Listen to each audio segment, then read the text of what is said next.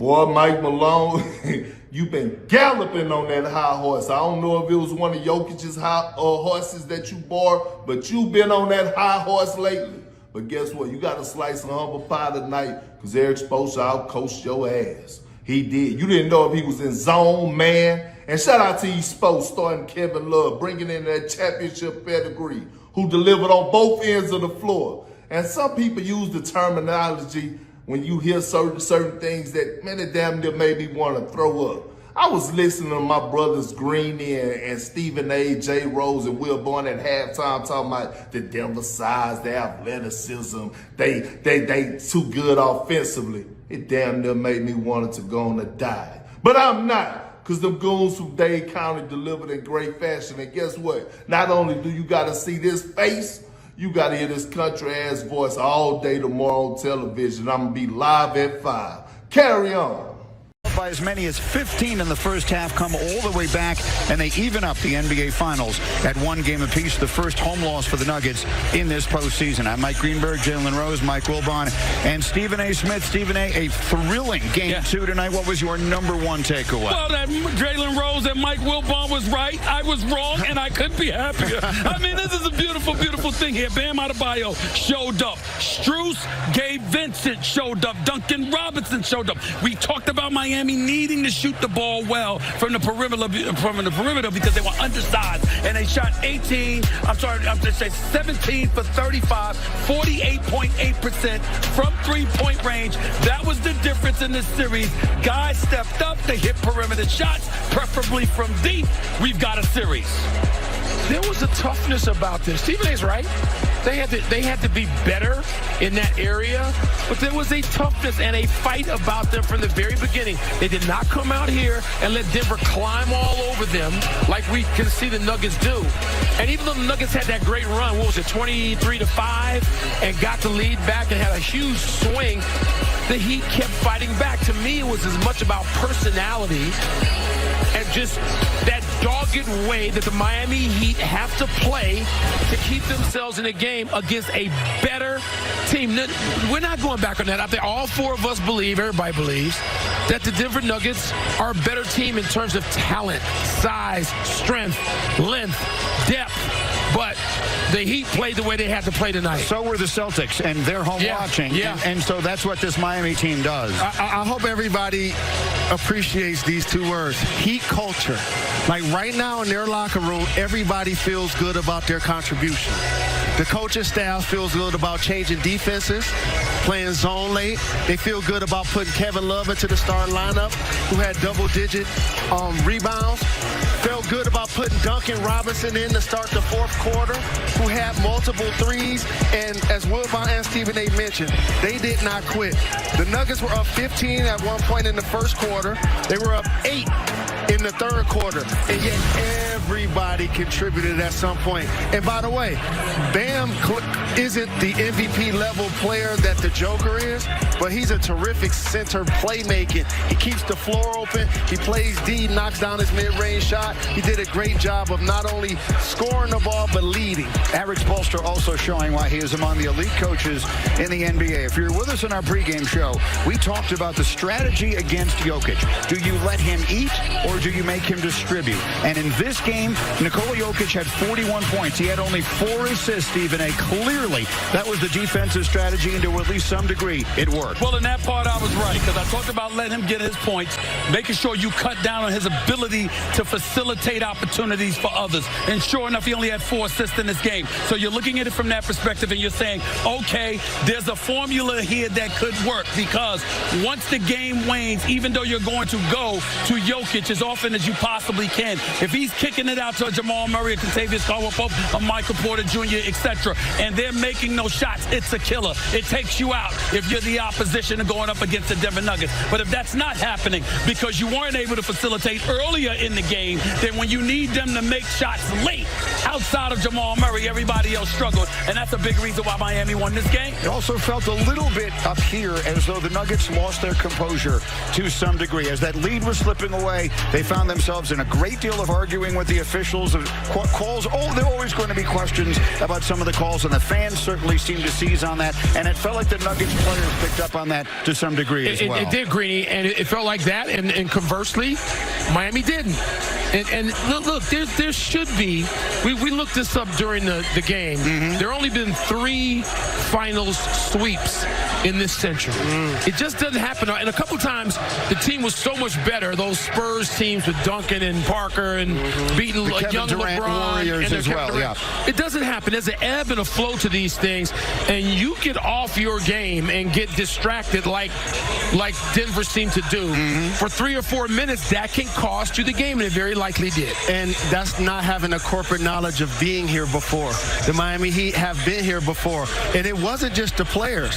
At the end of that game, dear Michael Malone, why don't you call timeout and draw up a play to get a quality shot? That was a low percentage play for Jamal Murray late in the game. And also defensively, how many times did we see KCP and or other Nuggets foul a three-point shooter? Right. How many times did we see them miscommunicate and give up a wide open shot to Duncan Robinson, Strus, or Vincent? I want to give Vincent a lot of credit. Right. He's been terrific these couple of games. Jimmy Butler made timely plays, but the Nuggets lost their composure. I want to say a couple of things. Number one, you're looking at Kentavious Caldwell-Pope, 1 for 4 shooting from the field. Michael Porter Jr., 2 of 8 from the field. That's 3 of 12. You need better than that from 2 of your starters. That's number one. But maybe, just maybe, getting back to your point about why not call a timeout and get your offense set, maybe the respect for an Eric Spoelstra played a role in that, because just like you want to set up a play, you're giving him an opportunity to set up a defensive play. And because of the greatness of Eric Spoelstra as a coach, you're Denver and you're Mike Malone, you think you got a better shot at just having the ball in Jamal Murray's hands before Miami's defense gets to, and that way you can attack in that regard and catch them a little off guard. Sometimes I don't go by what people say, I go by what people do. I guarantee if they're in that situation again, he called timeout. Because you got the ultimate outlet in the Joker who can't nobody deny. As we bring in Kyle Lowry to come join us. All right, so we talk about Heat culture, and not only do they have their established culture, they also have some leaders who have been in this position before, and we are glad to welcome an NBA champion. Kyle Lowry is here after a huge win tonight. Kyle, congratulations. Thank you. Make yourself comfortable over there. I am.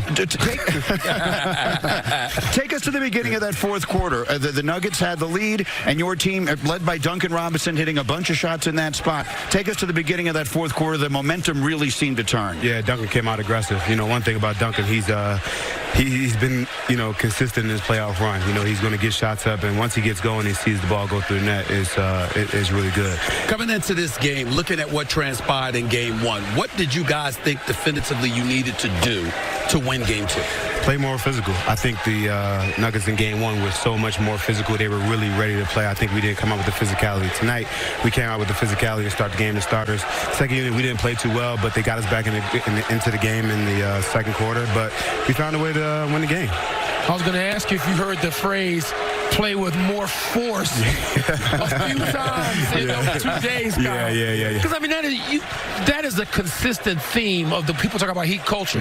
That's a big part of it. Yeah. We didn't play as aggressive with force as we wanted to in game 1.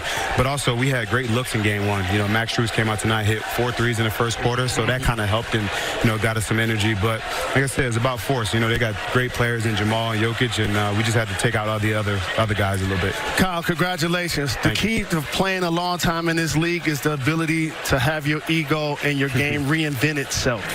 You and Kevin Love have done that with the Miami Heat. Y'all both brought a championship pedigree that's way bigger than anything on the stat sheet.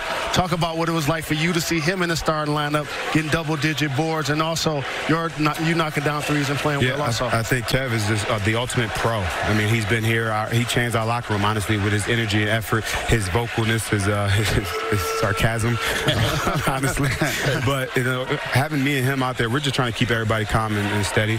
And for me, and both of us coming off the bench, we know our roles. We understand our roles. We understand who's our best players, who we got to keep going. And, we're just like the extensions of the coach. I'm sorry, but you said an interesting thing a moment ago about keeping the other guys in check. Yeah. And in this game, Nikola Jokic had 41 points, but he only had 4. He did. I ain't going to lie, I didn't know that. He had 41, but he only had 4 assists.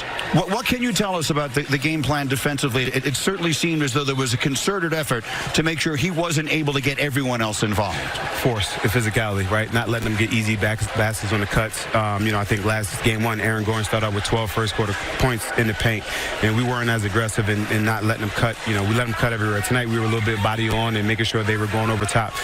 Honestly, I didn't know he had 41, so we found a way to win the game. That's all that matters. Any hesitancy about Miami winning game 2, I think, stemmed from the fact that they just looked so much bigger than you guys in game 1. Again, you talk about force, you talk about physicality, but you look at their size event and you just say, how on earth is Miami going to overcome this? It's about making perimeter shots. Y'all did that tonight. You missed about 16 wide open three-point shots in game 1.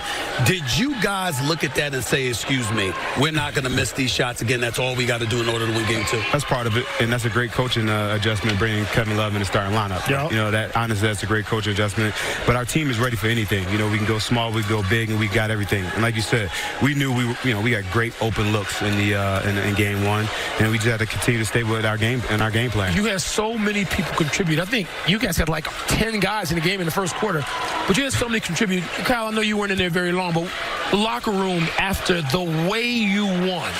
Is this, you've been through this so many times, is there such a thing as momentum? I think we just continue to stay the course. We don't get too up, we don't get too down, we stay level. And I think our locker room is really, we're built on just, guys with chips on their shoulders, and we just want to continue to prove people wrong.